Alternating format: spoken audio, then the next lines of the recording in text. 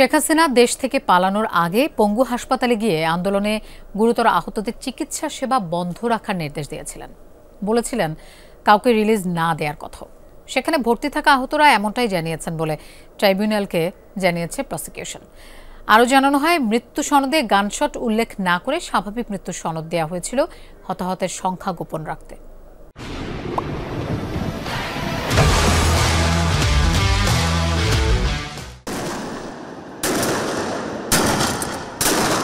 জুলাই আগস্টে ছাত্র জনতার আন্দোলনে নির্বিচারে গুলি চালায় আইন শৃঙ্খলা রক্ষাকারী বাহিনী, সাথে আওয়ামী লীগ ও অঙ্গ সংগঠনের নেতাকর্মীরা।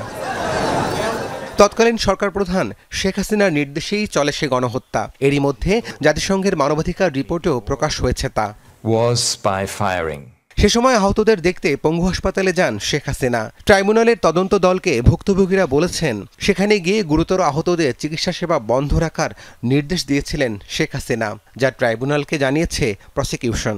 শেখ হাসিনা প্রথম দিকেই পালিয়ে যাওয়ার আগে একবার হসপিটাল ভিজিটে গিয়েছিলেন এবং সেখানে গিয়ে বলেছেন নো ট্রিটমেন্ট, নো রিলিজ, অর্থাৎ কোনো চিকিৎসা দেবেন না এবং কাউকে এখান থেকে রিলিজ করবেন না, যাতে বাইরে যেতে না পারে। এই নির্দেশাবলীর কথা সেখানকার রোগীরা জানিয়েছেন, ডাক্তাররাও জানিয়েছেন।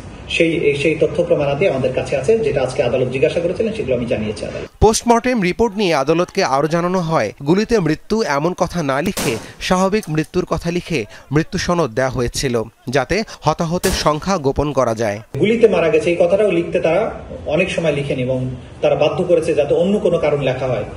এই বিষয়টা আমরা আদালতে মেনশন করেছি এবং আদালত জানতে চেয়েছেন পোস্টমর্টেম রিপোর্ট তো ইম্পর্টেন্ট ডকুমেন্ট, কিন্তু আমরা বলেছি যে এখানে সার্কামস্ট্যান্স হচ্ছে মানবতা বিরোধী অপরাধ এই পর্যায়ে হয়েছে যে দ্রুত তাদেরকে লাশ দাফন করতে বাধ্য করা হয়েছে, চিকিৎসা নিতে বাধা দেওয়া হয়েছে।